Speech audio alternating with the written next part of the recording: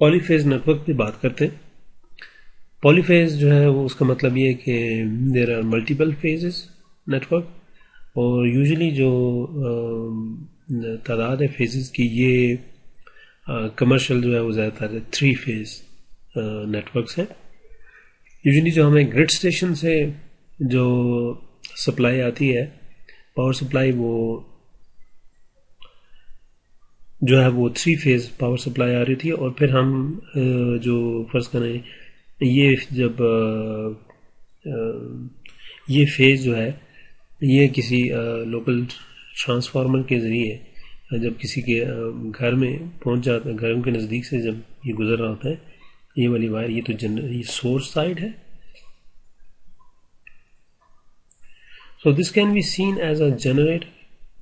जो 3 phase network है, it can be seen as a, it is actually a 3 phase generator, जो कि ये 3 फेजेस जनरेट करता है। तो वो जब 3 फेजेस लोकल विसिनिटी तक पहुंच जाते हैं, तो किसी एक फर्स्ट नहीं, A B C, A dash B dash C dash, ये पहुंच के, तो यहाँ से किसी एक फेज से आपको किसी जो भी पर्टिकुलर घर है, तो उसको जो है वो किसी एक फेज से जो है वो, और ये न्यूट्रल भी होगा इसमें, तो उस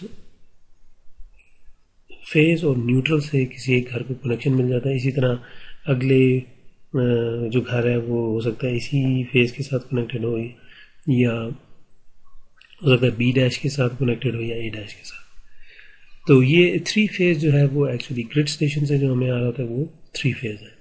लेकिन जो घर, जब ज़्यादातर घरों में सिंगल फेज कनेक्शन होते हैं, तो ये जनरेट कौन करता है? यानी सोर्स साइड पे आ जाए तो जनरेटर में ये रोटर है, यहाँ पे रोटर मैग्नेट दिखाया हुआ है नॉर्थ और साउथ, तो ये एक्चुअली रोटेट कर रहा है इन द क्लॉकवाइज डायरेक्शन। और इलेक्ट्रोमैग्नेट भी हो सकता है, पर यहाँ पे परमानेंट मैग्नेट दिखाया हुआ है। और इसमें फिर 3 जो है वो 3 कॉइल्स हैं, जैसे ये सी डैश, इस तरह ए डैश ए और बी डैश बी। तो ये पेयर हैं, 3 पेयर हैं कॉइल्स के, जो कि पर्टिकुलर फेज के लिए तीनों फेजेस के लिए इस्तेमाल होते हैं। तो होता ही है कि आप किसी भी तरीके से इस रोटर को घुमाते हैं, यूजुअली जो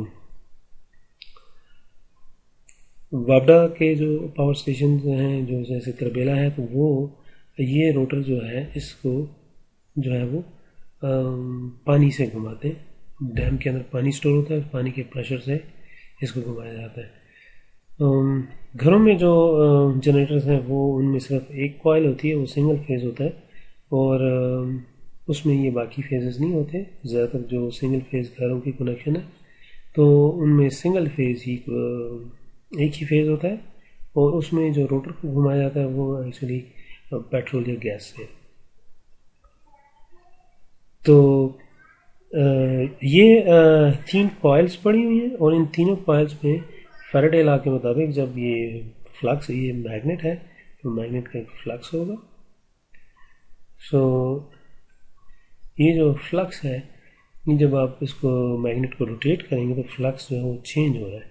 और जब ये इस कॉइल में, ये कुछ है कॉइल होगा जो सी और सी डैश, ए और ए डैश, और बी और बी डैश, तो वो जब इन कॉइल्स में से गुजरेगा ये रोटेटिंग मैग्नेट, तो जो है वो रोटेटिंग मैग्नेटिक फील्ड है actually bye rotating the magnet. तो जो कि इंडक्शन मोटर से मुख्तलिफ है कि इंडक्शन मोटर में स्टेशनरी स्टेटर के अंदर जो है वो रोटेटिंग मैग्नेटिक फील्ड प्रोड्यूस होता है। यहाँ पे रोटेटिंग मैग्नेट को जब इन कॉइल से कट किया जाता है, तो इन कॉइल में ईएमएफ इंड्यूस होती है। वो ईएमएफ जो है वो इन फेजेस पे आती है, ए, बी और सी पे। अब ये इनके जो कनेक्शन है कॉइल्स के, वो किस तरीके से किए हुए हैं, वो या तो स्टार होगा या डेल्टा होगा। जैसे स्टार कनेक्शन जो है वो ये है, और ये जो है ये डेल्टा कनेक्शन है। अगर हम इसके कनेक्शंस देखें तो आप देखें कि सी डैश यहाँ से देखने जो आया एक बी आया हुआ है, ये आया हुआ है, और तीसरा कनेक्शन सी आया।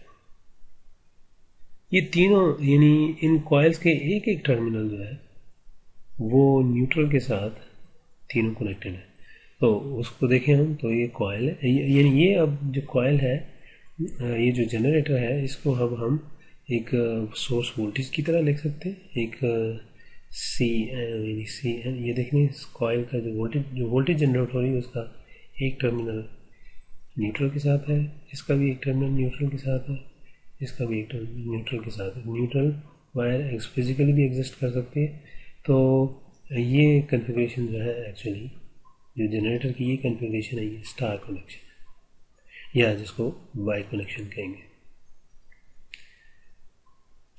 तो इस तरीके से हम आइडेंटिफाई कर सकते। अब ये वाइंडिंग जो है ये डेल्टा भी हो सकती है। जैसे डेल्टा में क्या होता है, सीरीज में, यानी एक की जो एक टर्मिनल है वो दूसरे के टर्मिनल से कनेक्टेड है, दूसरे का अगला टर्मिनल तीसरे के अगले टर्मिनल से, और तीसरे का जो टर्मिनल है वो पहले के साथ कनेक्टेड है। तो उनसे अगर आप वायर एक्सटेंड्स करके तीन कनेक्शन बाहर निकाल सकते हैं जनरेटर के अंदर से।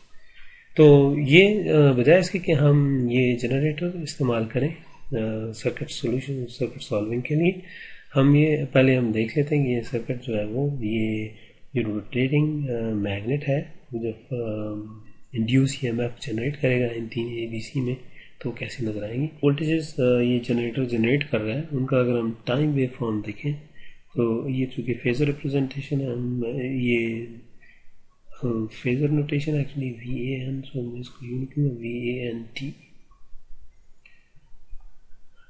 This will be equal to, it's a sine wave form, so जो भी इसकी पीक वैल्यू है A sine of omega T, क्योंकि ये इसमें कोई शिफ्ट नहीं है, जीरो से स्टार्ट हो रहा है। तो जो दूसरा है VBN, यानी जो AN जो है वो इस ए टर्मिनल और न्यूट्रल के दरम्यान किसी भी अपनी वोल्टेज जनरेट हो रही है जीरो से, वो ये वेव फॉर्म जनरेट हो रही है based on the rotation of this magnet. तो पीक एट 90 डिग्री, और ये आपस में फिजिकली भी आप देखें तो ये 120 डिग्री आउट ऑफ फेज है ये तीनों। सो ए और सी के दरम्यान 120, और फिर सी और बी के दरम्यान, तो ये 120 डिग्री फिजिकली भी ओरिएंटेशन इनकी ऐसी है, तो इसीलिए जो वोल्टेजेस हैं वो भी आपस में 120 डिग्री फेज शिफ्ट है उनके दरम्यान।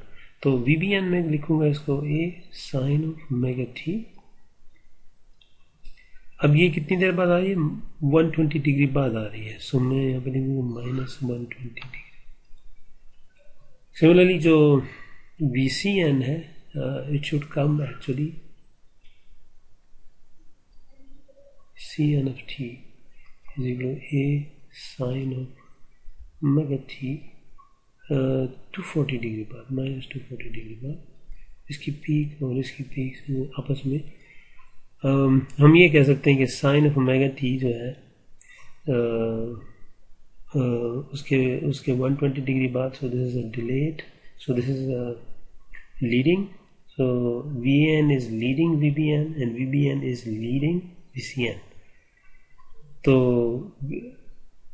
they are by 120, लेकिन VAN और VCN they are so VAN is leading VCN by 240 degree.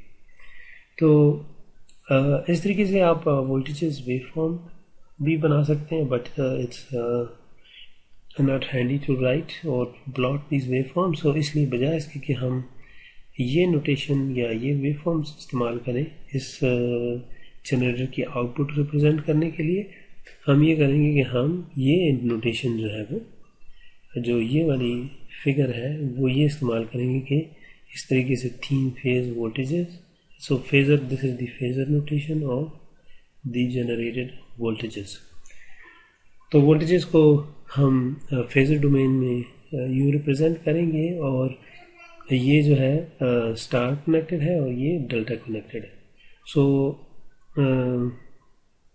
this is the it could be either in this form, or the connection of the coils could be either in this form or in this form. तो वो हमने थोड़ा बहुत discuss कर लिया पहले. तो इसमें फिर इनके आपस में क्या रिलेशनशिप है, तो वो थोड़ा बहुत मैं जो नोटेशन है वो बार बार हम इसको रिपीट भी करेंगे, लेकिन फिर भी डिस्कस कर देता हूँ. VCN और VAN और VBN जो ये यहाँ पे दिखाए हुए, ये जो हैं दीज आर किसी एक लाइन और न्यूट्रल के दरमियान जो वोल्टेज है,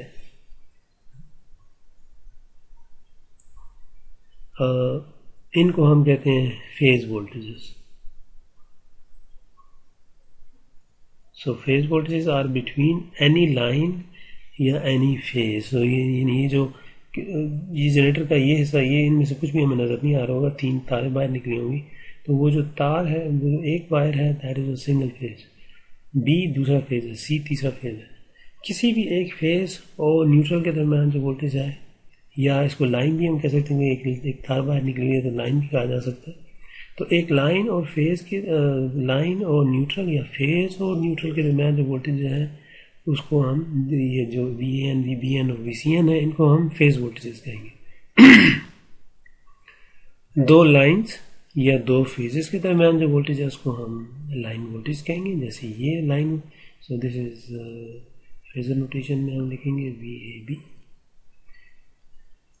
VBC, BOC के दरमियान. और जो चूँकि जो हमने पॉजिटिव टर्मिनल रखा हुआ है वो पहले लिखेंगे, और जो नेगेटिव बात यहाँ पे VCA. तो इसलिए ज़रूरी है कि आप ये दोनों फिगर्स खुद बना सकें. ABC सीक्वेंस है ये, और ये ABC.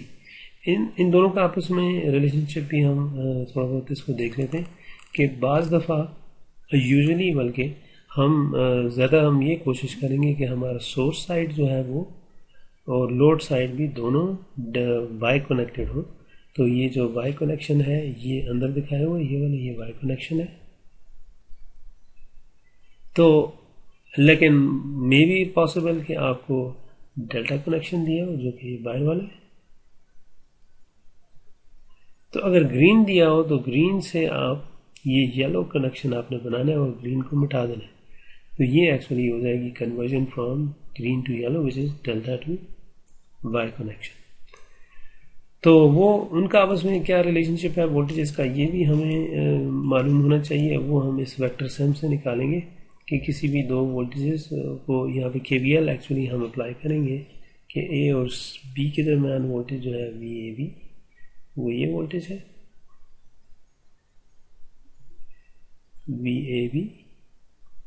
तो वो हम KVL लगा के, तो वो हमें ये मिल जाएगा कि VAB is equal to VN plus VNB, या this is equal to VAB is equal to VAN minus VBN. तो वो एक्चुअली VBN है, इसका नेगेटिव ये ले लें तो ये माइनस VBN भी हो सकता है, या VNB लिखते हैं, सब्सक्रिप्ट उल्टा कर दें तो साइन चेंज कर दें. But any how this is minus VBN, और VBN और VN को ऐड करें, so this is the line voltage. तो VAB जो है वो एक्चुअली इन दोनों का इन दो वेक्टर्स का सम है, which is actually the difference of VAN minus VBN.